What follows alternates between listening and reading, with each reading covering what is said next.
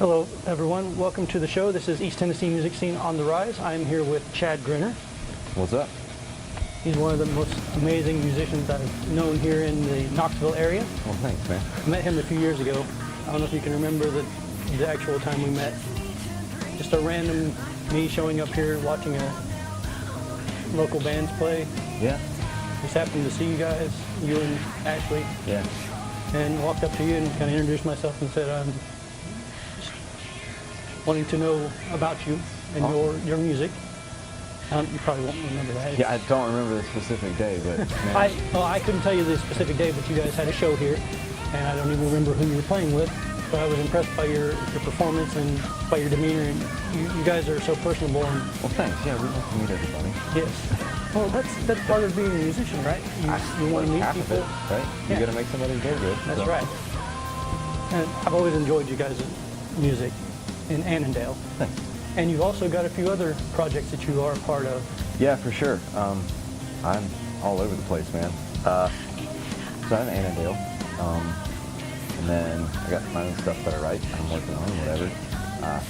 None of that's out yet, but it will be. Of course. Yeah. Your secret's safe with us. Yeah. All of us that watch the interview. I'm also the live bass player and sometimes the live guitar player for Brave the Royals. The new, alternative project from Berryman. And I also play bass and tenor. It's got to be interesting to transition between guitarist to bassist. Yeah, that was actually kind of scary when Brian asked me to do that. A couple of years ago, he asked me to play bass in Brave the Royals. After he recorded an Annandale record, we hit it off, like connected, whatever. And then he asked me to play bass in his new project. I'm like, hey, look, man, I mean, I can do it, but you know I'm not a bass player, right? I'm not. I don't know what I'm doing on the instrument. I don't know anything about it. And he's like, yeah, but you can figure it out. You'll be fine. If you believe in me, man, I'll believe in me. Let's go do it. Yeah. So that was interesting, learning like a different piece of the song, because I've never done it before, but I love it. That's awesome. It's always good to kind of be dynamic in your music. What you play, guitar, bass. If you even tried, I bet you could play drums. For sure, yeah. And learning the bass has made me a better songwriter too. So I'm thinking about other pieces of the song rather than just happening on the guitar by voice. So, yeah. I would like to figure that out myself. I'm still working on it, man. I'll let you know if I actually figure it out. I've dabbled in songwriting myself. I can't get it. I do the poetry thing. I can write poetry almost just off the top of my head. But putting it down into song form and figuring out tones and the notes to go behind it, totally lost on me. I'm not a musician. I don't claim to be, never probably will be. Tried to play guitar, but again, hands don't work out that well. Hey, man, don't worry about it. It's okay. I wouldn't quit, though. Oh, no, I'm still trying. I've got 3 guitars at home. Perfect. 2 of them were given to me. Nice. It's pretty cool, man. I sit at home trying to put my fingers in the right spot for specific notes. I don't even know what I'm playing. I'm just strumming. Well, that's the other thing. I don't know hardly anything about music theory. I just play. It sounds cool. Awesome. Well, most of playing is just feeling the music, though, right? Mm-hmm. So you know the notes, you know the progression of the notes that you have to play, and some songs are certain notes repeatedly. Other songs are different tones and whatever, however you want to say it, you know. Yeah.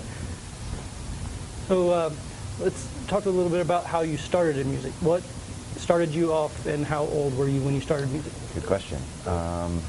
There's like a old photo album that my parents have, because I'm that old, but they still have photo albums. Whatever. Hey, I'm older than you, so. Hey, I understand, man. Yeah, there's a photo of me when I'm like maybe 3 years old. I've got a little towel pinned around my neck, like a cape, and I'm holding this little toy guitar, and I've got my big glasses on, like kind of whatever, but I'm rocking out to something, I don't know. And then we found this old video of me, there was Fleetwood Mac on the record player, and I'm like trying to strum along, and I'm like, oh wow, okay, cool. Little Chad's gonna grow up and play guitar, I guess. But then I got my first real guitar in 3rd grade. And like you were saying, my hands didn't work. Right? They were too small for the guitar, because I was a 3rd grader and it was a full-size guitar. Yeah. I took lessons for a while and got pretty frustrated with it because my hands weren't big enough. And I quit for a while, and then I got it back out in middle school, like 97 or so, 6 or 7, somewhere in there. Yeah. And I think I want to try to play, really play again. Took some lessons for a while.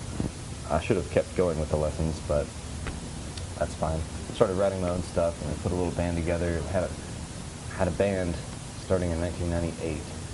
So I've been playing in bands for 20 years now. Yeah. That's pretty cool, yeah. Yeah. Definitely. What was your first band's name? Oh, Do you remember? Yeah, we had 3 different names. We were called Bulletproof in the beginning, and then we changed our name to Downright, because that's where I like to stand on stage, downright. Okay. And then we changed it to Bizarre Creation, and then we all went to college, different colleges, and kind of faded out. But everybody still plays, which is cool. A lot of bands do that. They sort of go in their own direction, grow apart, sort of. Yeah. In that way, especially when you're younger. I mean, you're just finding yourself when you're young, so you get in the groove and you go one way. Sometimes they go with you. Other times, everybody goes their separate ways. I was rearranging my house and actually found an old Bizarre Creation CD that we had. Oh, nice. And I put it in a little CD player there and tried to take a listen. But I haven't heard those songs in maybe 15 years. And, oh man, it wasn't bad. It was a pretty good little groove. It was cool. Was it on the heavy side, or were you kind of lighter? It wasn't metal, and still wasn't even as heavy as Annandale is, but... I could only assume back in the 90s it was more along the light side, or the alternative. Yeah, that's fair. That's a fair statement. Yeah. And I sang for half of it, and then we brought in a new singer dude, and he had a much better voice than I did, but the songwriting was a little weird at that point. Never really clicked with him, and that's when it started to fade out. Sometimes that happens. Yep, it's really okay. Things change. You got to be okay with change. Yeah, definitely. And now you are with Annandale, along with the other bands, but specifically Annandale. How long have you been Annandale? Good question. When did Annandale officially start? So when I moved up here to Knoxville in 2008.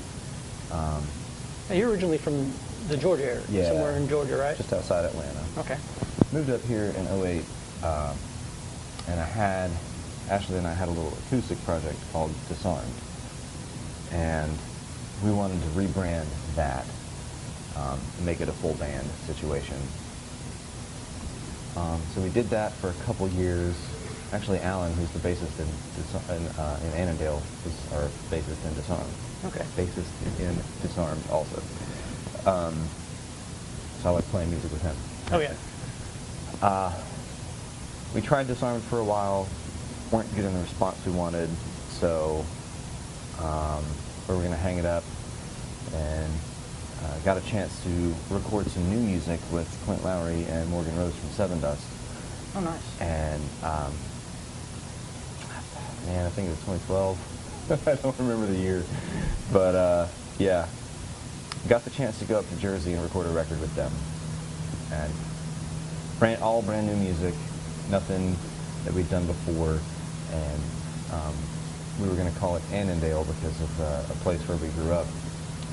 Annandale was like this mental health facility, and it was where you went to get better, and we felt like we were going to Jersey to get better. So that's kind of the story of where Annandale started, maybe 2012. Okay. Doing that. We had no intentions of like doing shows or anything. We just wanted to make a record, feel good about it.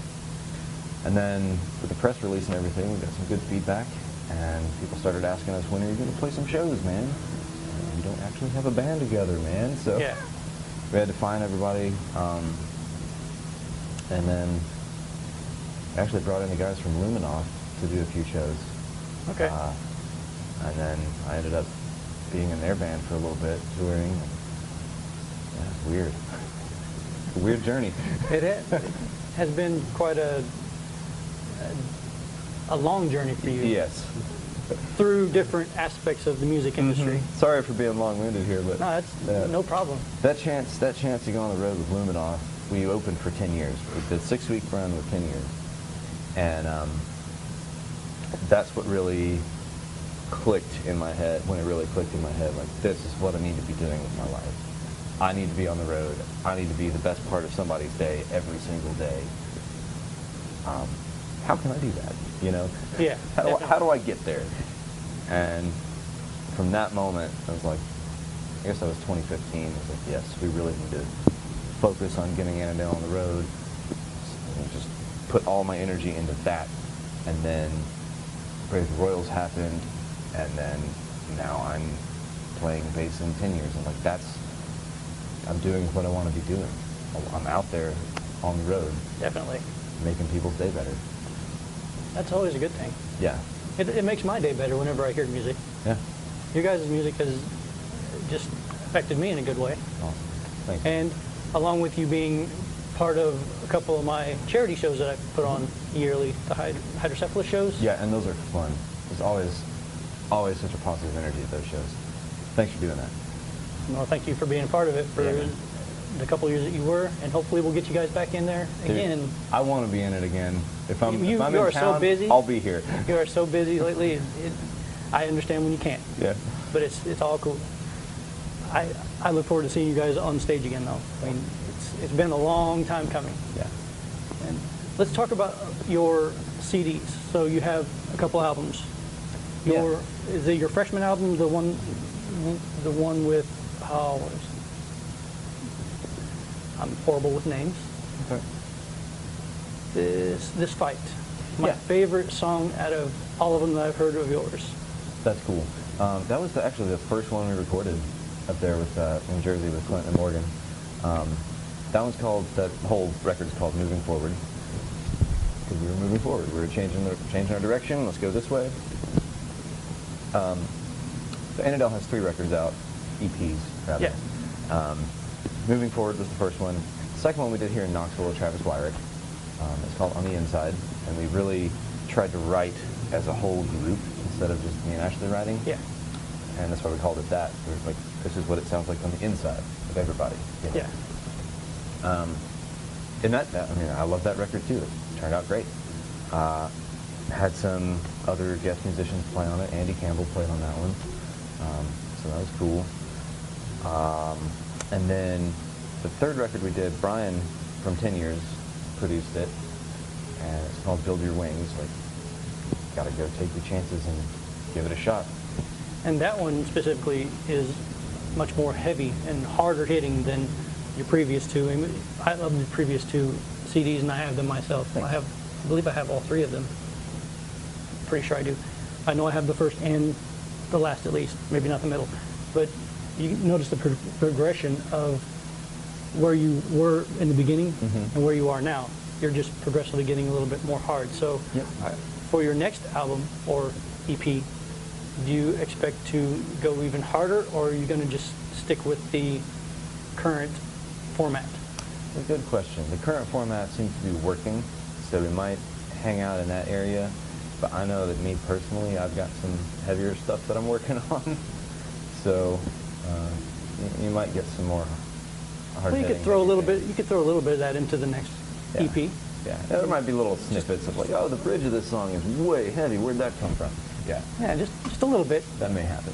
To entice people to maybe want more of that. Yeah. I mean, everybody's gonna love your original CD, and they're gonna love the original sound and the way you have progressed through your music.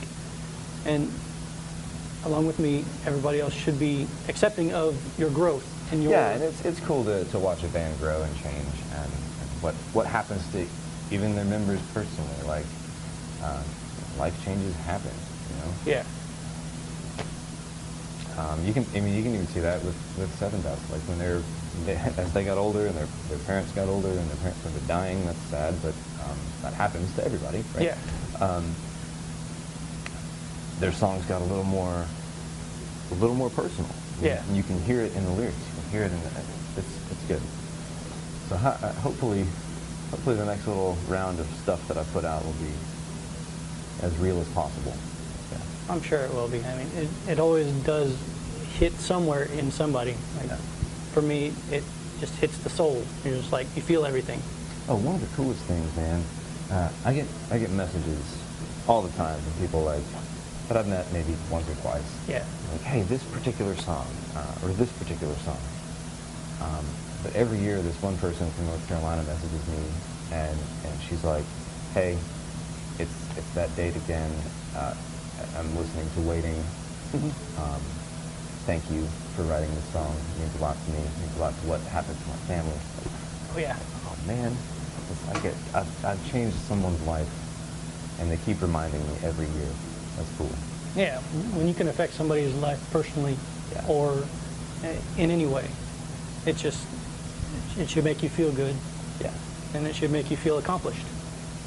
You guys have accomplished a lot in your music as Annandale, and in your musical career along with 10 years. You've accomplished quite a lot. I mean, 10 years has gone through several runs the last couple of years at least Yeah. that I know of. 10 Years is one of those bands. I love the guys. When I moved here in 2008, I was a 10 Years fan already before I got here. Wasteland came out when I was in college, and this is the kind of music I need to be writing. You know, this is what's working. This is cool.